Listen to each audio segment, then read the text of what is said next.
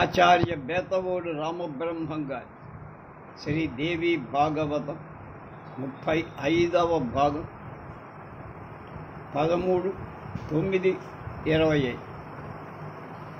అశ్వమేధం ఇంద్రుడి పాప విముక్తి. విష్ణుమూర్తి చిరునవ్వులు చిందిస్తూ మేఘ గంభీర స్వరంతో ఇలా బలికే, భయపడకండి, మరొక ఉపాయం ఆలోచిద్దాం, ఆచరించండి. అంతా కలిసి అశ్వమేధం చెయ్యండి. ఆ పుణ్యంతో ఇంద్రుడు పవిత్రుడవుతాడు. బ్రహ్మహత్యా పాతకం తొలగడానికి అది వెలుగు. అశ్వమేధం చేస్తే జగదంబిక కూడా సంతోషిస్తుంది.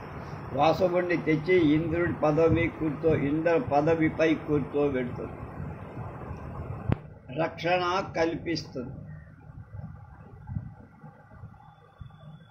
మీరంతా నిర్భయంగా ఉండొచ్చు. జగదీశ్వరుడు కరుణించి ఆత్మహత్యేని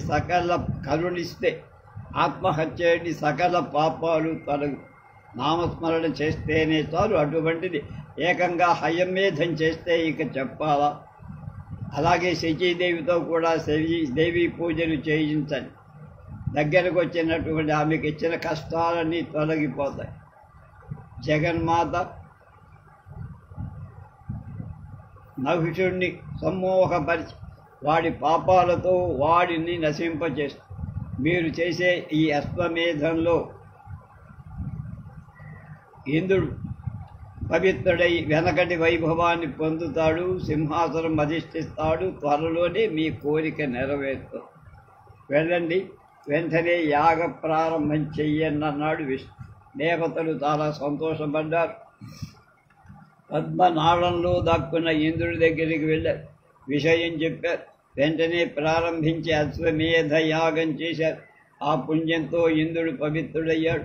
చుట్టుకున్న బ్రహ్మహత్యా పాతకాన్ని వృక్షాల మీదకి, నదుల మీదకి, భూమి మీదకి, స్త్రీలపైకి విసిరేశాడు. విషజ్వరం నుంచి పూర్తిగా విముక్తుడయ్యాడు. తగిన సమయం కోసం ఎదురు చూస్తూ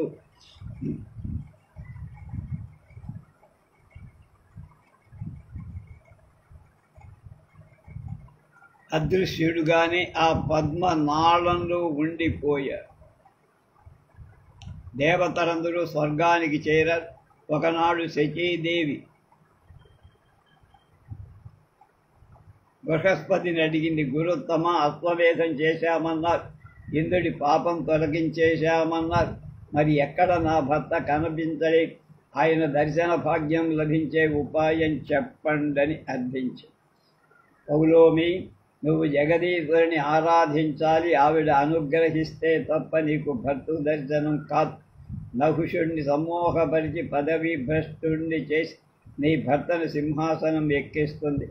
జగన్మాతను ఆరాధించు అని చెప్పి దేవగురుడు దేవీ మంత్రాన్ని ఉపదేశించి శచీదేవికి జగదీశ్వరి అనుగ్రహం. శచీదేవి సకల భోగాలను పరిత్యజించి సాపసీ వేషం వేసి బలి పుష్ప ప్రదానాలతో భక్తిగా జగన్మాతను ఆరాధించింది. దేవీ మహామంత్రాన్ని ఉపాసించింది. జగదీశ్వరి సంతృప్తి చెంది సౌమ్య రూపంతో దర్శనం అనుగ్రహించింది. హంసవాహనం మీద కోటి సూర్య ప్రకాశంతో, కోటి చంద్ర శీతలంగా, కోటి మెరుపులు రూపుదాల్చినట్టు ప్రత్యక్షమై 4 వేదాలను ధరించింది. పాశాంకుశ వరద అభయహస్తాలనుతో చాలా పాదాల వరకు వేలాడుతున్న మేలిమి ముత్యాల దండ ధరించి 3 కళ్ళతో చిరునవ్వులు చెందిస్తారు. బ్రహ్మాది పిపీలకా పర్యంతం సకల సృష్టిని నిర్వహించిన జగన్మాత కరుణామృత సాగర అనంతకోటి బ్రహ్మాండ నాయిక పరమేశ్వరి సౌమ్యానంతరసాంచిత స్తరద్వయ విరాజిత సర్వేశ్వరి సర్వజ్ఞ కూటస్థ అక్షర రూపిణి ప్రసన్నురాలు అయ్యింది. చక్రవల్లభ, అనుగ్రహిస్తున్నాను, వరం కోరు. కోటి జన్మల పుణ్యం ఉంటే తప్ప ఎవరికి లభించని దర్శనం నీకు అనుగ్రహిస్తాను. నీ ఉపాసనకు సంతోషించ వరం కోరుకో అంది. జగన్మాత నహుష భయాన్ని తొలగించి భర్తృ దర్శనాన్ని అనుగ్రహించి తిరిగి ఇంద్ర పదవిలో ఆయన్ని ప్రతిష్ఠించు అని శచీదేవి అభ్యర్థించి, శచీదేవి నువ్వు ఇప్పుడే ఇదిగో ఈ దూతికతో కలిసి శ్రీ మానస సరోవరానికి వెళ్ళి అక్కడ నీ భర్త కనిపిస్తాడు. నేను త్వరలోనే నహుషుడిని సమ్మోహపరిచి పదవి భ్రష్టుణ్ణి చేస్తా.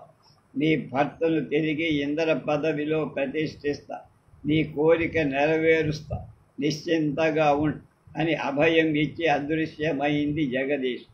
దేవి దూతిగా శచీదేవిని మానస సరోవరానికి తీసుకువెళ్ళి ఇంద్రుణ్ణి చూపించింది. ఇంద్రాణి ఆనంద పరవశ అయ్యింది.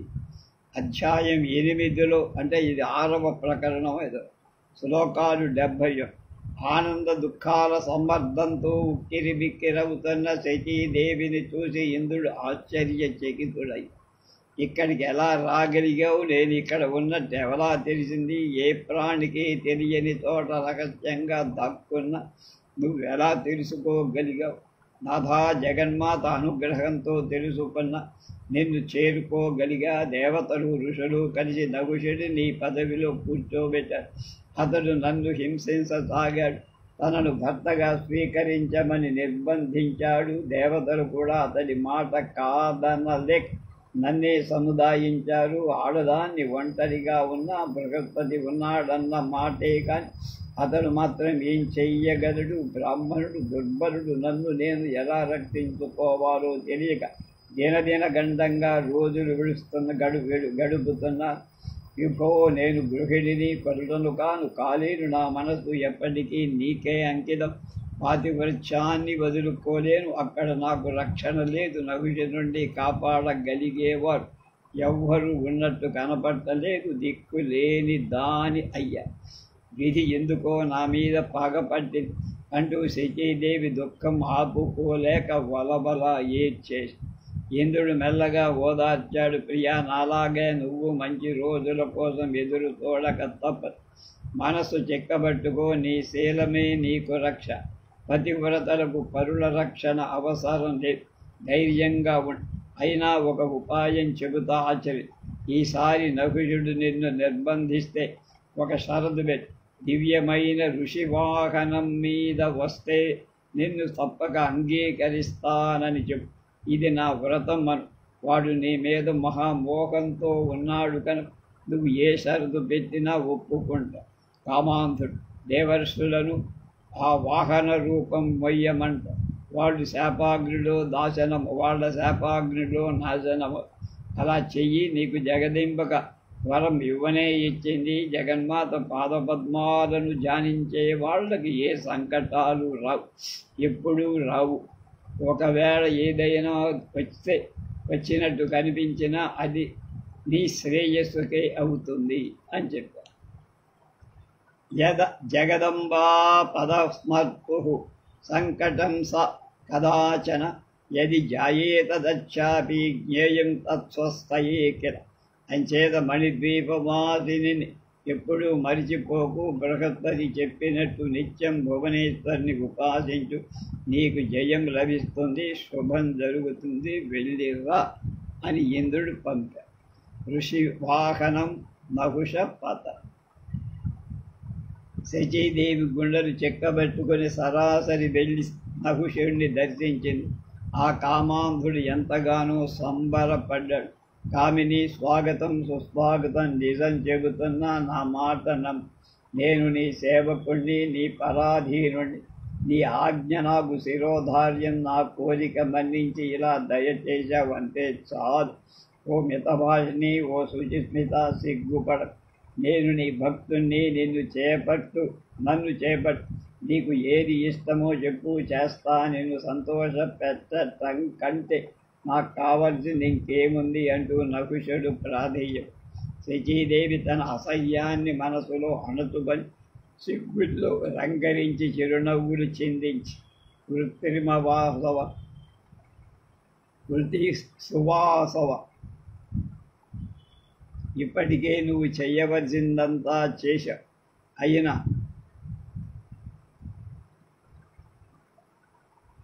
ఒక చిన్న కోరిక, ఇప్పుడే మొలకెత్తింది తీరుస్తానంటే చెబుతా. శచీ సందేహంకు అడుగు. నీ కోసం ఏమైనా చేస్తా, ఏది తెమ్మన్నా తెస్తా, ఏది అలభ్యమైనా సరే అని ఆజ్ఞాపి. ఇంద్రాణి ఆశ్చర్యంగా విలాసంగా కళ్ళు బొమ్మలు ఎగరేసింది. చూపులు అల్లార్చింది. రాజేంద్ర, చేస్తానంటున్నావు సరే, తీరా అడిగాక కాదంటావేమో. నమ్మకం కుదరకుండా ఎలా అడగను? పైగా నీ పరిపాలకులలో సత్యవాదులు చాలా అరుదని విన్నారు. తరచుగా మాట తప్పుతూ ఉంటావట కదా. అంచేత ఏదైనా ప్రతిజ్ఞ చేసి ఒట్టేసి నాకు నమ్మకం కలిగిస్తే తప్ప నేను అడగను బాబు అన్నారు. శపథం కురు రాజేంద్ర యత్కరోమి ప్రియంతవ రాజావహ సత్యవచసో దుర్లభాయేన భూతలే. సుందరి, నీ మాట జవదాటను. నువ్వు అడిగింది చేస్తా. యజ్ఞాలు దానాలు చేసి నేను సంపాదించుకున్న మొత్తం పుణ్యం మీద ఉట్టేసి చెబుతున్నా. నా మాట తప్పను. నిస్సంకోచంగా అడుగు, కాదు ఆజ్ఞాపించు అన్న. అయితే అడుగుతున్నాను, అది తీర్చావంటే నీ వశమవుతా. ఇది నా ప్రతిజ్ఞ. ఇంద్రుడికి గుర్రాలు, ఏనుగులు, రథాలు ఇవి వాహనం. వాసుదేవుడికి గరుడు, యముడికి మహిష, శంకరుడికి వృషభ, బ్రహ్మదేవుడికి హంస, కుమారస్వామికి నెమలి, వినాయకుడికి. ఇలా ఎవరి వాహనాలు వాళ్లకున్నాయి కదా. మరి నీకు వాహనమేది? నీకు ఒక అపూర్వమైన వాహనం ఉండాలని నా కోరిక. విష్ణు రుద్ర చతుర్ముఖులకు కానీ దేవదానవ మానవాదుల్లో ఎవరికి లేని అత్యద్భుతం అపూర్వమైన వాహనం మీద నిన్ను చూడాలని కోరుతాను. మహర్షులు మోస్తుండగా బంగారు పల్లకి మీద నువ్వు దర్జాగా వస్తుంటే చూసి ఆనందించే అవకాశం నాకు కలిగి ఇదే నా ముచ్చట తీరుస్తావు కదా. మాట తప్పవు కదా. సకల దేవతల సార్వభౌముడిగా ఇప్పటికేగా నిన్ను నేను గుర్తించను. అప్పటిగా రాజేంద్ర, నీ వాహనం వల్ల నీ తేజస్సు తప్పక మిన్ను ముడుతుంది సుమా. జ్ఞాన దుర్బలుడైన నహుషుడు విని హాయిగా నవ్వాడు. మహాదేవి కల్పించిన వ్యామోహం తలకెక్కి శచీదేవిని మెచ్చుకుంటూ బదులు పలికాడు. తన్వి, నిజం చెప్పావు. నాకు అపూర్వమైన వాహనం ఉండాల్సిందే. నీరదవేణి, నీ కోరిక చెల్లిస్తా, నీ ముత్తడ తీరుస్తా. మహామునులు పల్లకి మోసారంటే నా తేజస్ దిగ్గగంతాలకు వ్యాపించిందన్నవ. అల్పశక్తిమంతులను వాళ్ళు పల్లకి మొయ్యరు కదా. అలాగే బంగారు పల్లకిలోనే నీ దగ్గరకి వస్తా. సప్తర్షులు, దేవర్షులు బోయీలవుతా. ముల్లోకాల్లో నన్ను సమర్థుడిగా, సర్వాధికుడిగా, మహాతపస్విగా గుర్తిద్దువుగా అని చెప్పి శచీదేవిని వీడ్కొలిపి మహామునులకు కబురు పెట్టి మళ్ళీ ఏ ప్రమాదం తెచ్చిపెట్టాడో ఈ నా కొడుకు అనుకుని మునులంతా బిల్లబిల్లా వచ్చారు. మహర్షులారా, నేను ఇంద్రుణ్ణి, సర్వశక్తి సంపన్నుణ్ణి. మీరు సిగ్గు లజ్జా విడిచిపెట్టి నా ఆజ్ఞను నెరవేర్తారు. ఇంద్రాసనం దక్కిందే తప్ప ఇంతవరకు ఇంద్రాన్ని నాకు చెక్కల. ఇప్పుడే పిలిచి మాట్లాడా. మునియానం మీద వస్తే నన్ను అంగీకరిస్తానని ప్రేమగా చెప్పు. అంచేత మీరంతా కలిసి నాకు ఈ పని చేసి పెట్టు. నా మనసు శచీదేవిని కోరుతాను. మన్మథ తాపం తట్టుకోలేకుండా ఉన్న మీరు దయతరసారి మిమ్మల్ని శరణు వేడుతున్న ఈ అద్భుత కార్యం నిర్వర్తించి ఉపకారం చేసి పెట్టండి. నహుషుడు ఇలా బతిమారుకున్నాడు. అగస్త్యాది మహర్షులు దయతలిచారు. భవిష్యత్తు తెలిసి అంగీకరించాడు. నహుషుడు ఆనందం పట్టలేకపోయాడు. శచీదేవి చేగిక్కినట్టే మురిసిపోయాడు. పల్లకి ఎక్కి కూర్చున్నారు. మహర్షులు బోయీలై మోస్తున్నారు. కామార్తుడై ఆలస్యాన్ని తట్టుకోలేక సర్ప అంటే నడు నడు అని అదిలించారు. ముందు వైపు కొమ్ము కాస్తున్న అగస్త్యుణ్ణి త్వరగా నడు అంటూ కాలితో శిరస్సు మీద తన్నే. అగస్త్యుడు లోపాముద్రాపతి, వాతాపిని భక్షించినవాడు, సముద్రాన్ని 3 గుక్కల్లో మింగినవాడు. అతన్ని కాల్తో తన్నాడు. కమిచీతో చరిచాడు. మనసు నిండా ఇంద్రాన్ని ముసురుకుని మన్మథ తాపం భరించలేకపోతున్నాడు. సర్ప సర్ప అంటున్నాడు. కమిచీతో తోల్త అగస్త్యుడు ఇంకా తట్టుకోలేక నీ ఓర్పు సహనం రచించాయి. ఒక్కసారిగా అతి క్రుద్ధుడై, దురాచారుడా, సర్ప సర్ప అంటున్నావు కదా, సర్పం అయిపో, 1000 సంవత్సరాలు అరణ్యాలు పడి ఉండు, క్లేశాలని అనుభవించి యుధిష్ఠిరుణ్ణి దర్శించి శాప విమోచనం పొందుదువుగా. అతడి నోటి నుండి నీ ప్రశ్నలకు సమాధానాలు పొంది అప్పుడు తిరిగి స్వర్గానికి రా అంటూ శాపం మోక్షం కలిపి అందించాడు. నకుశటికి పట్టిన కామ పిశాచి వదిలిపోయి అహంకారం దిగింది. అగస్త్యుడిని నమస్కరించి బహుదా స్తుతించాడు. అయినా సర్పరూపం రానే వచ్చింది. స్వర్గం నుంచి పతనం చెందాడు. బృహస్పతి వెంటనే మానస సరోవరానికి వెళ్ళాడు. ఇంద్రుడికి జరిగిందంతా చెప్పాడు. అతడు సంతోషించాడు. అంతలోకే సకల దేవతలు మహర్షులు అక్కడి చేరారు. ఇంద్రుడిని ఓదార్చారు. గౌరవ మర్యాదలతో సమ్మాన సత్కారాలు స్వర్గానికి తీసుకొచ్చారు. సింహాసనంలో కూర్చోబెట్టి శాస్త్రీయంగా మళ్ళీ పట్టాభిషేకం జరిపించారు. ఆనందంగా నందనవనాల్లో మళ్ళీ మునపట్టిలా క్రీడించారు. జనమేజయ, వృత్ర సంహారం వల్ల సంక్రమించిన మహాపాపాన్ని జగదీశ్వరి అనుగ్రహంతో ఇంద్రుడు ఇలా తొలగించుకొని మళ్ళీ తన పదవి తాను నీ సందేహాలకు సమాధానాలు దొరికాయి కదా. ఇంద్రుడే కాదు, ఏ ప్రాణైనా చేసిన పనులకు తగిన ఫలం అనుభవిస్తారు. ఇది శుభం కానీ అశుభం కానీ కర్మఫలం అవశ్యం అనుభవించాల్సిందే. అధ్యాయం 9లో శ్లోకాలు 67 భాగాలు. యాదృశం కురుతే కర్మ తాదృశం ఫలమాప్నుయాత్ అవశ్యమేవ భోక్తవ్యం కృతం కర్మ శుభాసు. వ్యాస మహర్షి, వృత్ర వధతో పాటు దేవి మహిమంతా కూడా చక్కగా చెప్పావయ్యా, కృతజ్ఞుని. అయితే ఇక్కడ ఇంకొక సందేహం కలిగి, ఇంద్రుడు అంటే మహా తపస్వి కదా, 100 యజ్ఞాలు చేసి పదవి పొందాడు కదా, సకల దేవతలకు అధిపతి కదా, అందరి దుఃఖాలు తొలగించగలిగినవాడు. తాను దుఃఖంలో మునిగాడా, పదవి భ్రష్టుడయ్యాడు. ఇది చాలా వింతగా ఉంది. దీని కారణం ఏమిటో నువ్వు సర్వం తెలిసిన వాడివి కనుక పురాణ ప్రవక్తకుడి శ్రద్ధగా వినే శిష్యుడికి మహాత్ముడు చెప్పకూడదంటూ ఏమీ లేదంటారు పెద్దలు. అంచేత దయచేసి నా సందేహం తీర్చని జనమేజయుడు మళ్ళీ ప్రార్థించి, నా వాచ్యం మహతాం కించిత్ శిష్యే చ శ్రద్ధయాన్వితే తస్మాత్ కురు మహాభాగ మత్సందేహా అపనోదన. మహాసౌనకాది మహర్షులారా, జనమేజయుడికి వ్యాస భగవానుడు చెప్పిన సమాధానం యథాతథంగా చెబుతున్నా, మీరు శ్రద్ధగా వినండి అంటూ సూతుడు తన ప్రవచనం కొనసాగించాడు. జనమేజయ మహారాజా, వినండి అంటూ వ్యాసుడు ప్రారంభి. కర్మగతి ప్రబోధ. సంచితం, వర్తమానం, ప్రారంధం అని కర్మ 3 విధాలు. అనేక పూర్వజన్మల్లో సంపాదించుకుంది సంచిత కర్మ. ఇది మళ్ళీ సాత్విక రాజస తమో భేదాలతో 3 రకాలు. సుకృతం కానీ దుష్కృతం కానీ సంచిత కర్మ తప్పనిసరిగా అనుభోక్తవ్యం, అనుభవించాలి. కోటాను కోట్ల కల్పాలు గతించిన దేవత ఈ సంచిత కర్మలు నశించవు అని అలా ఉండగా ప్రస్తుత జన్మలో చేస్తున్న వాటిని వర్తమాన కర్మలంట. దేహధారునంతా శుభమో అశుభమో ఏదో ఒకటి కర్మ చేస్తూనే ఉండి చెయ్యక తప్పదు.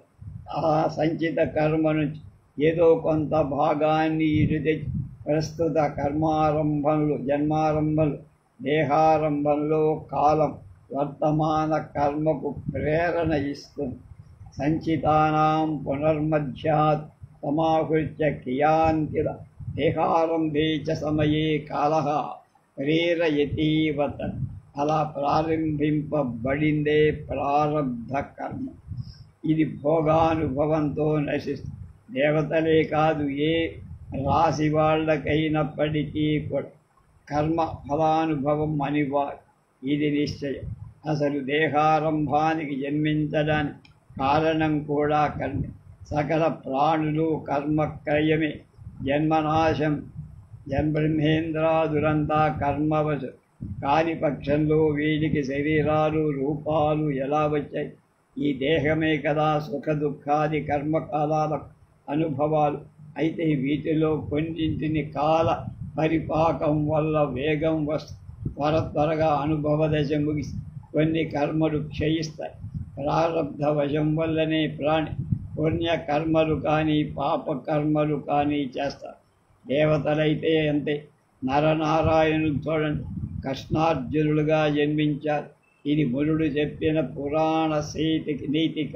ఇది అధిక విభవంతో విరాజిల్లేవాడు దైవాంశ సంభూతుడన్నమాట. ఋషి కానివాడు కావ్యం రచించలేడు, రుద్రుడు కానివాడు రుద్రుడిని అర్చించలేడు. మా రుద్రో రుద్రమచ్చయేత. అలాగే దేశం లేనివాడు దేహం లేనివాడు అన్నదానం చెయ్యలే. విష్ణువు కానివాడు పృథ్వీపతి కాలే. నాన్ ఋషి కురుతే కావ్యం నా రుద్రో రుద్రమర్చదే. నా దేవాంశో దదాచ్యన్నం నా విష్ణు పృథివీపతి. ఇంద్రాగ్నమయ విష్ణు కుబేరుల నుంచి ప్రభుత్వ ప్రభావ కోప పరక్కలమాలు స్వీకరించి పృథివీపతికి శరీర నిర్మాణం జరుగుతోందని తెలుసు. లోకంలో మంచి బలవంతుడు కానీ భాగ్యవంతుడు కానీ భోగశాలి కానీ విద్యావంతుడు కానీ దానశైలి కానీ కనపడితే అతడిని దైవాంశ సంభూతుడిగా గుర్తి. అందుకనే పాండవులు 5 దైవాంశులను. కృష్ణ వాసుదేవుడు సాక్షాత్తు శ్రీమన్నారాయణుడు. యహ కశ్చిత్ బలవాన్ లోకే భాగ్యవానథ భోగవాన్ విద్యావాన్ ధనవాన్యాపి న దేవాంశ ప్రపక్ష్యతే స దేవాంశః ప్రపక్ష్యంతే. జీవులకు శరీరమే సుఖ దుఃఖ భాజన్. ఆ పైన అవి శరీరికి అందుత. జనన మరణ సుఖ దుఃఖాలన్నీ దైవాధీన. అవి ఏవి దేహికి అధీనంలో ఉండవు. ఆవశంగా వాటిని పొందడం ఒక్కటమే దేహి కర్తం.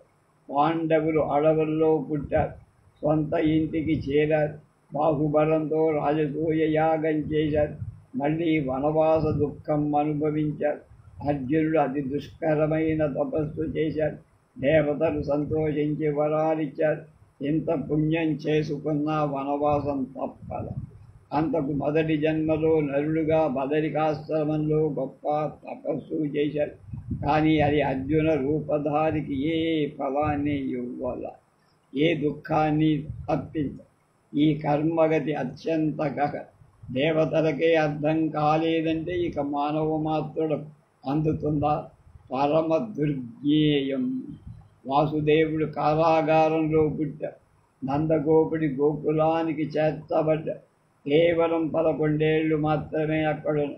మళ్ళీ మధురకు వచ్చి కంసుడిని సంహరించాడు మేనమామ. తల్లిదండ్రులను కారాగారం నుంచి విడిపించాడు. ఉగ్రసేనుడికి మళ్ళీ మధుర రాజును చేశారు. ఒక మ్లేచ్ఛరాజుకు భయపడి ద్వారవతికి చేరారు. అక్కడ అనేక కార్యక్రమాలు నిర్వహించి ప్రభాస తీర్థంలో దేహం చాలి సకుటుంబంగా నిష్కరమి. అతడి పుత్ర పౌత్ర బాంధవ మిత్ర సమూహమంతా బ్రాహ్మణ శాపం వల్ల నశించిపోయి. అంచేత ఓ జనమేజయ, కర్మగతి ఎవ్వరికీ అర్థం కాదు, అత్యంత గహనం. కడపటికి వాసుదేవుడు ఒక బోయవాడి బాణం దెబ్బకు చచ్చిపోయాడంటే ఏం చెప్తామయ్యా? ఇది అధ్యాయం 10 శ్లోకాలు 41 వాటి భావం చెప్పారు. వ్యాసుడు వింటున్న జనమేజయుడికి మరో ఆలోచన. కృష్ణార్జునుడు భూభారాన్ని తొలగించటానికి జన్మించారని కదా చెప్పావు మహర్షి. ద్వాపరాంతంలో భూదేవి భారపీడితయ్యై గోరూపం ధరించి బ్రహ్మదేవుణ్ణి శరణు వెళ్ళింది కదా.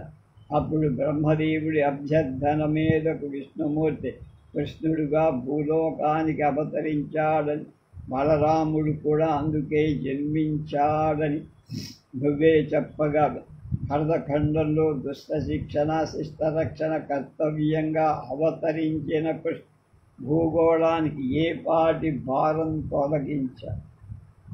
ఎందరు దురాచారులను తొలగించి భీష్మద్రోణ విరాట ద్రుపద మాకిలిక సోమదత్త కర్ణ వైకర్తలను తొలగించాడే.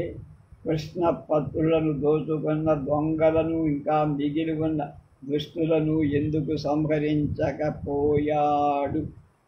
అభీర శకమ్లేచ్ఛ నిషాదులు ఇంకా కోట్ల సంఖ్యలో మిగిలి ఉన్నారే, వాళ్ళని తొలగించి భూభారం ఎందుకు తగ్గించ, అది ఏ పాటిదతని? ఈ సందేహం నన్ను చాలా కాలంగా పట్టి పీడిస్తోందయ్యా. దీన్ని తొలగి అదీ కాక ఈ కలియుగంలో ప్రజలంతా బాహాటంగా నిస్సంకోచంగా పాపాలు చేస్తున్నారు. అదేం విచిత్రమయ్యా. నువ్వే నన్ను సమాధానపరచాలంటూ జనమేజయుడు మరొక అనుమానం వదిలారు. వ్యాసుడు మొదలు పెట్టారు. యుగ ధర్మ ప్రబోధం. జనమేజయ, ఏ యుగంలో ఎటువంటి ప్రజలు పడతారు కాలం నిర్ణయిస్తారు. దీన్నే యుగ ధర్మం అంటారు. దీన్నెవరూ మార్చరు. రాజన్యస్మిన్ యుగే యాదృక్ ప్రజా భవతి కాలత నాన్యథా తచ్చమేమ్నాన్ యుగ ధర్మోత్తర కారణం. సత్యయుగంలో కేవలం ధర్మరసికులు, త్రేతాయుగంలో ధర్మార్థరసికులు, ద్వాపరంలో ధర్మార్థ కామరసికులు, కలియుగంలో అర్ధ కామ పరాయణులు అవతరిస్తారు. ఇది యుగ ధర్మం. దీనికి మార్పులే. ధర్మానికి కానీ అధర్మానికి కానీ కాలమే కర్త. యుగ ధర్మస్తు రాజేంద్ర నయాతి వ్యత్యయం పునః కాలః కర్తాస్తి ధర్మస్య హ్యధర్మస్య చ వై పునః. వ్యాసుడు ఇంకా ఏమో చెప్పబోతుండగా జనమేజయుడు అడ్డుపడి అడుగుతున్నాడు. పితామహ, సత్యయుగంలో ఉండే ధర్మపరు పుణ్యాత్ములు ఇప్పుడు ఏమైపోయారు? త్రేతాద్వాపరాలలో ఉండే దానవ్రత పరాయణులు మునీశ్వరులు ఇప్పుడు ఎక్కడా కనిపించట్లేదే.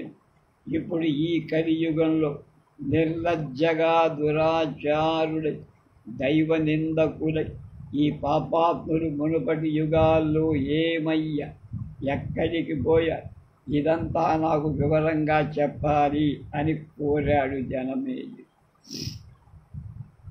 జనమేజయ, కృతయుగంలో జన్మించిన పుణ్యకర్మలు ఆచరించిన వాడు జన్మ పరంపరా సంబంధం నుంచి విముక్తులై దేవలోకాలకు వెళ్ళిపోయారు. చతుర్వర్ణాల వాడు స్వధర్మ నిరతులై సత్కర్మలను ఆచరిస్తే కర్మత్రయాన్ని క్షయింపచేసుకొని ఆయా ఉత్తమ లోకాలకు వెళ్ళిపోయి. రజకాది వర్ణాల వాడు సత్యం, దయా, దానం, ఏకపత్ని వ్రతం, అద్రోహం, ద్రోహచింత లేకపోవడం, సర్వప్రాణి సమానత్వం వంటి సాధారణ ధర్మాలు ఆచరిస్తే చాలు స్వర్గం చేరతారు. ఇది సత్యయుగ లక్ష్యం. త్రేతాద్వాపరాలలో కూడా కలియుగంలో మాత్రం పాపిస్తులు నరకానికి పోతారు. వీళ్ళంతా యుగాలు మారేంతవరకు ఆయా లోకాల్లో ఉండాలి. మళ్ళీ ఆ యుగం రాగానే మానవ లోకంలో జన్మిస్తారు. కలియుగం ముగిసి మరొక్కసారి సత్యయుగం ప్రారంభం కాగానే అప్పటి ఆ ధర్మాత్ములు పుణ్యాత్ములు స్వర్గం నుంచి మానవులై భూలోకానికి అవతరిస్తారు. ద్వాపరం ముగిసి కలియుగం మొదలు కాగానే నరకం నుంచి పాపాత్ములంతా మళ్ళా భూమికి దిగుతారు. ఇది కాల సమాచారం. దీనికి తిరుగులేదు తెలుసు. అంచేత కలియుగం పాపపు ప్రజలు కూడా అలాగే దానికి తగ్గట్టే ఉంటారు. ఎప్పుడైనా చాలా అరుదుగా ఒక్కొక్కసారి దైవవశాత్ కొందరు దేవులకు యుగ వ్యత్యయం కలుగుతుంది. కిందటి కలియుగంలో సజ్జనుడై జీవయాత్ర సాగించరవ మరుసటి కల్పాన ద్వాపరంలో జన్మిస్తారు. అలాగే కొందరు త్రేతాయుగంలోకి, మరికొందరు సత్యయుగంలోకి, కృతయుగంలోకి సత్యయుగంలో జన్మించిన దుష్టులుగా మారిన అనంతర కల్పాన కలియుగంలోకి దిగుతారు. సంచిత కర్మ ప్రభావం వల్ల దుఃఖాలు అనుభవిస్తూ ఉంటారు. జీవిస్తున్న యుగం తాలూకు ప్రభావం వల్ల అనేక పాపాలు మళ్ళీ చేస్తూ ఉంటారు. అంచేత జనమేజయ, అప్పటి పుణ్యాత్ములు ఇప్పుడు కనపడరు, ఇప్పటి పాపాత్ములు ఎప్పుడూ వినపడరు. యుగ ధర్మాల లక్షణం ఇది. తెలిసిందా? పితామహ చాలా వరకు అర్థం. అయితే ఈ యుగ ధర్మాలు ఏమి మరింత వివరంగా చెప్పు. జనమేజయ, తప్పకుండా తెలుసుకోవలసిన విషయాలే అవి. చెబుతా విను. యుగ ధర్మం వల్ల ఒక్కొక్కసారి సాధు సజ్జనుల అంతరంగాలు కూడా భ్రమ ప్రమాదాలకు లోనవుతాయి. నీ తండ్రిని చూడు, విప్రుని అవమానపరచాలి అనే దుర్బుద్ధి పుట్టింది. సహజంగా ధర్మాత్ముడు మహాత్ముడే అయిన కలియుగ ప్రభావం అలాంటి ఆలోచన కలిగి, లేకపోతే యయాతి లాంటి ఉత్తముడు సంభవించిన క్షత్రియ వంశంలో పుట్టి ఒక తాపసి మెడలో మృత సర్పాన్ని వేస్తాడా? ఇదంతా యుగ ధర్మ అంచేత ధర్మ కర్మలు ప్రయత్నపూర్వకంగా చాలా నిష్ఠతో ఆచరించాలి. సత్యయుగంలో బ్రాహ్మణులంతా వేద పారంగతులు, శక్తి పూజా దురంధరు, దేవీ దర్శన లాలసు, ఓంకార సహితంగా గాయత్రీ మంత్రాన్ని జపిస్తూ, గాయత్రీ మాతను ధ్యానిస్తూ, మాయా బీజాక్షరాల మంత్రాలను ఉపాసిస్తూ కాలం గడిపే. ప్రతి గ్రామంలో జగదీశ్వరికి ఆలయం నిర్మించడం వాళ్ళకి ఒక ఉద్యమం. సత్యము, శౌచము, దయా మొదలైన మంచి గుణాలతో సత్కర్మ విరతులై జీవించే, వేదోక్త కర్మలను యథావిధిగా ఆచరించేవారు, తత్వజ్ఞాన విశారదులై మిగతా సమాజానికి ఆదర్శంగా ఉండేవారు. క్షత్రియులు నిరంతరం ప్రజారక్షణ తత్పరులై ఉండేవారు. వ్యవసాయం, వాణిజ్యం, గోసేవలకు అంకితులై వైశ్యులుండేవారు. వీళ్ళందరికీ అన్నిటా సహకరిస్తూ శూద్రుడు ప్రశంసలు అందుకునేవాడు. ఇది సత్యయుగం నాటి పరిస్థితి. త్రేతాయుగంలో అన్ని వర్ణాల వాళ్ళు జగదీశ్వరిని భక్తితో ఆరాధించేవారు. ధర్మ సంస్థితి కృతయుగం కన్నా కొంచెం తక్కువ స్థాయి. ఇది ద్వాపరం వచ్చేసరికి మరింత తగ్గి కలియుగంలో పూర్తిగా దిగజారుడు. పూర్వయుగాల్లో రాక్షసులుగా పేరు పొందినవాడు ఈ కలియుగంలో బ్రాహ్మణులుగా అవతరించి వేద ధర్మాలు పూర్తిగా పరిత్యజించి అసత్యవాదులుగా, జనవంచకులుగా మారిపోయారు. దాంభికం, గర్వం అంతటా రాజ్యమేలుతారు. వీరిలో కొందరు నానా ధర్మాలు చేపట్టి శూద్రులకు సేవలు చేస్తారు. వాద వివాదాలకు కాలు దువ్వుతూ వేద నిందాపరాయణులు, క్రూరులు అవుతారు. ఈ కలియుగం ముదురుతున్న కొద్దీ సత్యమూలమైన కర్మ అంతకంతకు అన్ని విధాలా కృషించి నశించిపోతారు. క్షత్రియ, వైశ్య, శూద్రులు కూడా తమ తమ ధర్మాలను విడిచిపెట్టి ఇంతకంటా భ్రష్టులవుతారు. అసత్యవాదులు, పాపాచారులుగా మారిపోతారు. బ్రాహ్మణులు రకరకాల దానాలు పట్టడానికి ఎగబడు ప్రతిగ్రహ పరాయణుల శూద్రసేనా తత్పరులవుతారు. జనమేజయ, ఇంకా స్త్రీల సంగతి చెప్పాల్సిన పనే లేదు. కామ, లోభ, మోహ సమన్వితలై స్వేచ్ఛా సంచారిణులవుతారు. మిథ్యావాదినులై క్లేశాలు కొని తెచ్చుకుంటారు. ధర్మాలను గొప్పగా వల్లే వేస్తూ తమ భర్తలనే తాము వంచిస్తున్నారు. ఇది ఈ యుగధర్మం. ఆహార శుద్ధ్యాన్ నృపదే చిత్తశుద్ధిస్తు జాయతే, శుద్ధే చిత్తే ప్రకాశ స్యాద్ధర్మస్య నృపసత్త. జనమేజయ, ఆహార శుద్ధి వల్ల మానసికమైన శుద్ధి లభిస్తుంది. చిత్తశుద్ధి, సిద్ధ చిత్తంతో ధర్మం ప్రకాశిస్తుంది. నడవడికలో సాంకర్య దోషం ఉంటే ధర్మ సాంకర్యం ఏర్పడు.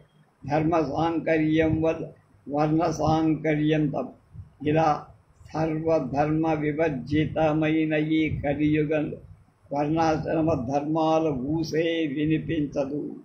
ధర్మజ్ఞులైనటువంటి మహాత్ములు కూడా అధర్మమే చేస్తూ ఉంటారు.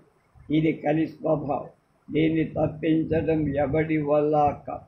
అంచేత ఈ యుగంలో మొత్తం మీద మనుషులందరి స్వభావాలు పాపపరాయణాలే. దీనికి విరుగుడనేది లేదు. వ్యాస మహర్షి వేదాంతంగాలు ఆపోషణ పట్టిన మీరే ఇలా నిరాశ నిస్పృహలకు లోనైతే ఎలాగయ్యా? అధర్మ బహుళమైన ఈ కలియుగం మానవులకు మరింక గతి లేదా? ఏదో ఒక ఉపాయం ఉండే ఉంది. దయచేసి అది చెప్పి పుణ్యం కట్టుకో. జనమేజయ, అడిగావు కనక చెబు. ఒకే ఒక్క ఉపాయమయ్యా, మరొకటి లేదు. సర్వదోషాలు తొలగించే ఉపాయం దేవి పాద పద్మాలను ధ్యానించడం ఒక్కటే తరుణోపాయం. జగదీశ్వరి ఉన్న చోట ఏ దోషం ఉండదు. జగన్మాత నామం ఒక్కసారి జపిస్తే చాలు, సకల పాపాలు దహించిన. ఇక భయమేమిటి? ఉద్దేశపూర్వకంగా కాకపోయినా ఏదోలాగా జగదీశ్వరి నామధేయాన్ని ఉచ్చరిస్తే చాలు. ఏ ఫలితాలు లభిస్తాయో హరిహరాదులు కూడా చెప్పలేదు. సకల పాపాలకు ఇది ప్రాయశ్చిత్. అంచేత అంబికాలయం ఉన్న ఊళ్ళో నివసిస్తూ నామస్మరణ చేస్తుంటే చాలు, కలియుగ పటాపంచలైపో. సర్వశాస్త్రసారమైన ఈ రహస్యాన్ని నీకు మాత్రమే చెబుతాను. జాగ్రత్తగా గ్రహించి దేవీ పాదపద్మాలను సేవించి. బ్రాహ్మణులు గాయత్రి మంత్రాన్ని జపిస్తున్నా సరే, కానీ మాయాశక్తి వైభవాన్ని మహిమను తెలుసుకోలేకపోతారు. సరే మహారాజా, నీ సందేహాలన్నిటికీ సమాధానం చెప్పేశా. యుగ ధర్మాలు, వాటి వ్యవస్థలు వివరించి ఇంకా ఏం వినాలని ఉంది? ఏదనుకుంటున్నావు అడుగు, చెబుతా. వ్యాస మహర్షి ఇది అధ్యాయం 11లో 65 శ్లోకాల భావం చెప్పుకున్నాను. వ్యాస మహర్షి ఈ భూలోకంలో పుణ్యతీర్థాల గురించి వినాలుంది అని ఉందయ్యా.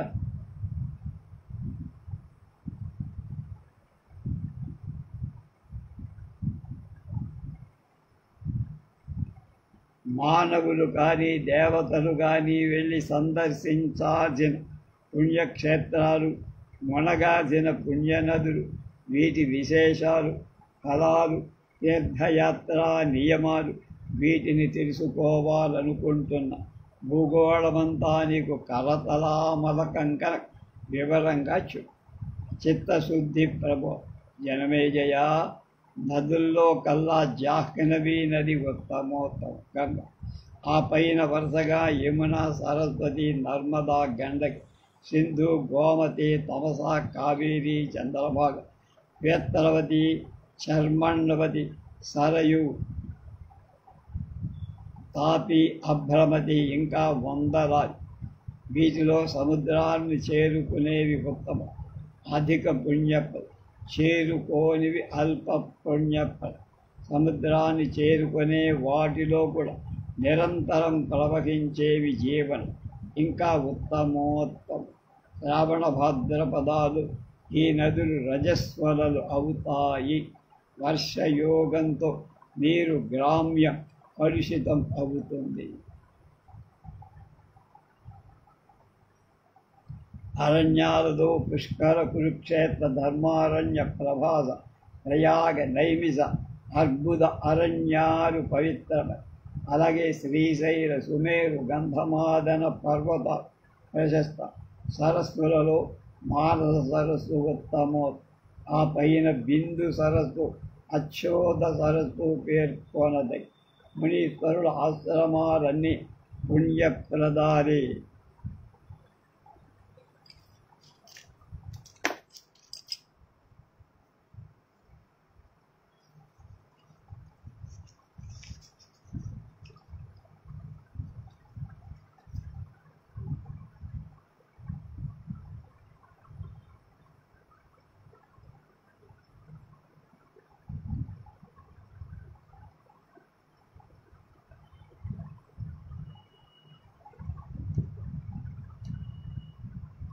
అయినా బదరికాశ్రమం అత్యంత పుణ్యప్రదం.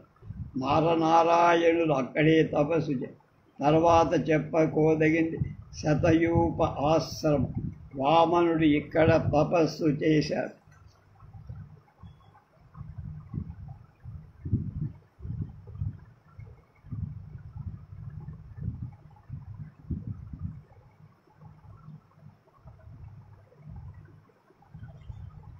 అప్పటి నుంచి ఇది వామనాశ్రమం.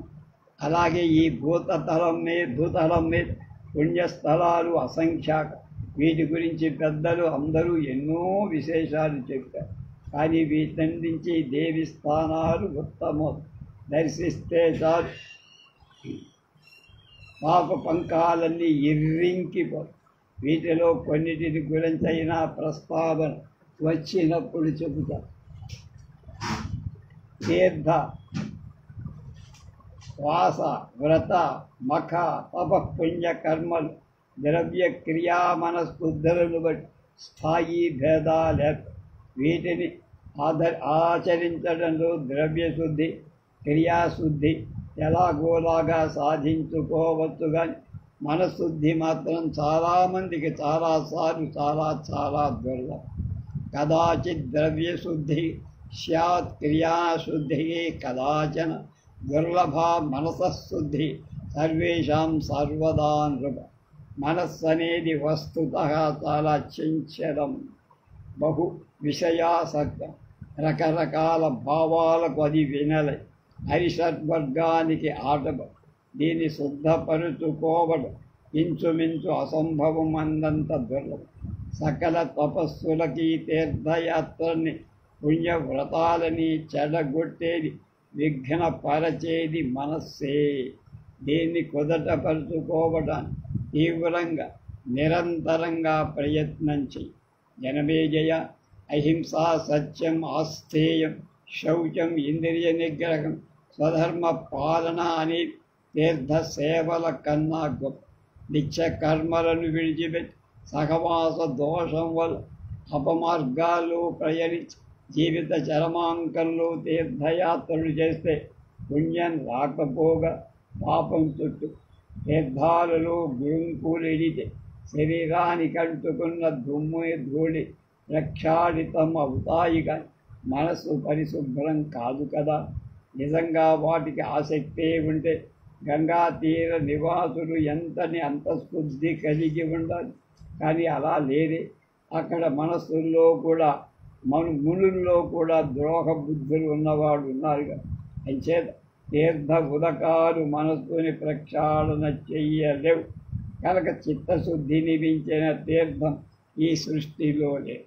దైవ యోగం వల్ల, సజ్జన సాంగత్యం వల్ల లభిస్తే అది జ్ఞానవంతుడి మనస్సు విశేషంగా ప్రక్షాళన చేస్తుంది.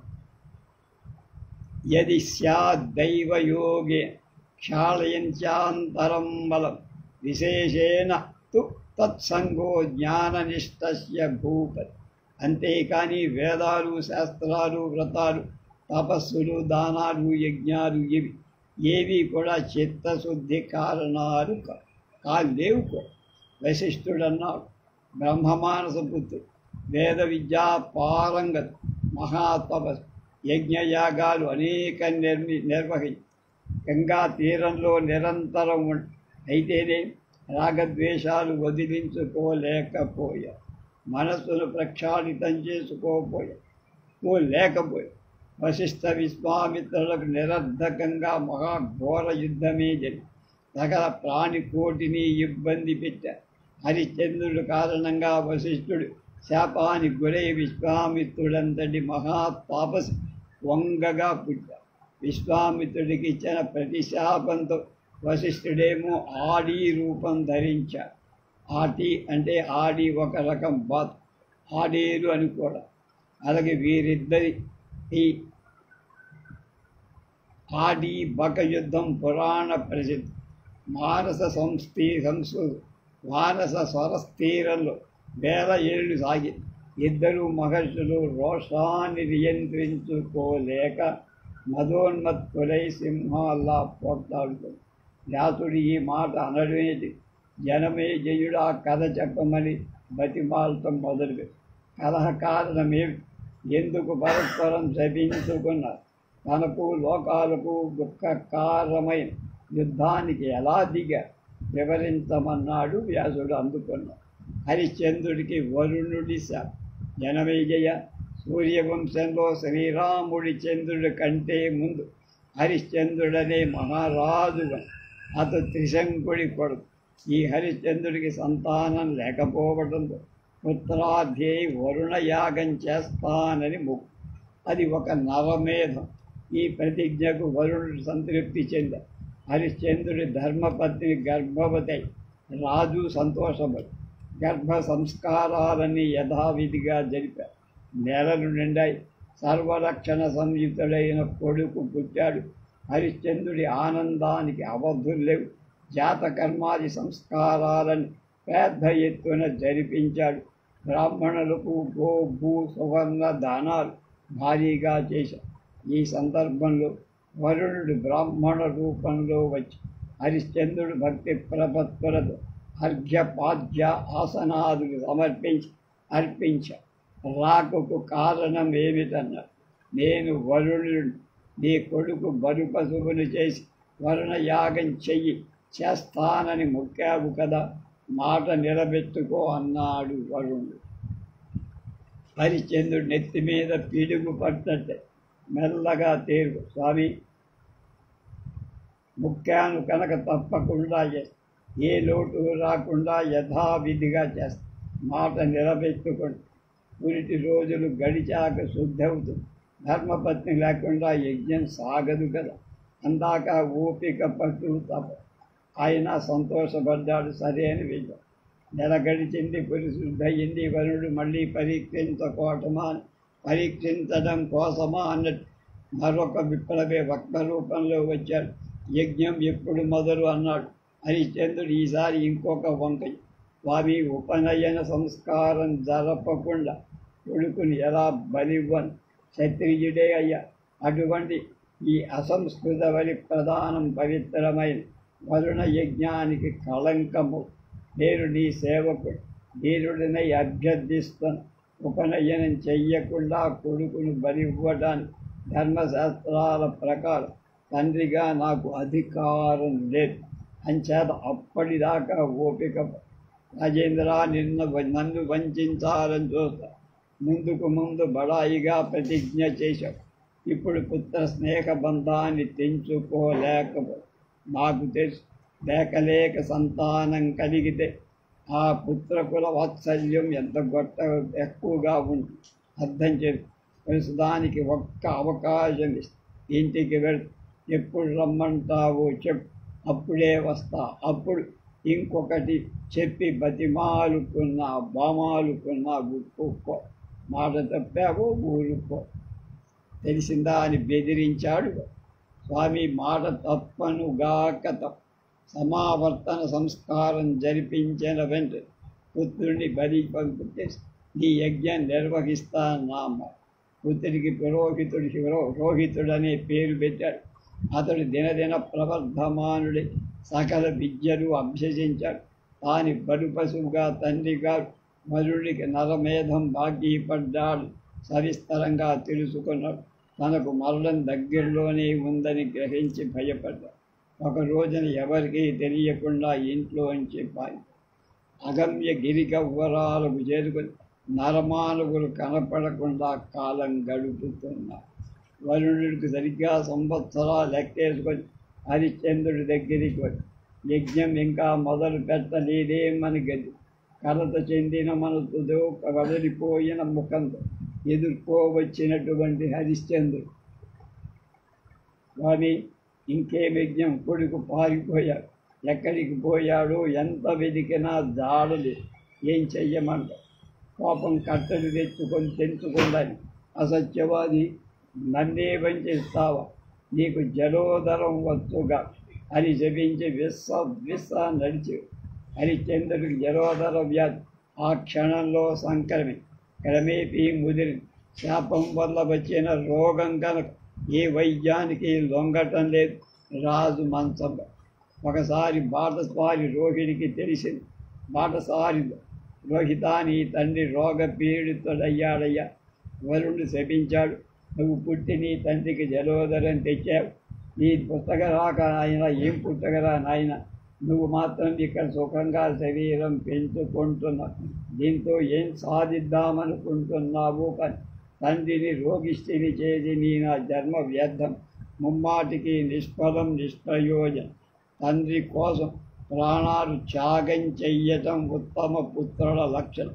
నీ కోసం కన్న తండ్రి వ్యాధి పీడితుడు కావడం నీ అధమత్వానికి సంకేతం. పుత్రాధమ అంటూ ఆ బాటసారి దులిపేసి రోహితుడికి ధర్మం తెలిసి వచ్చింది.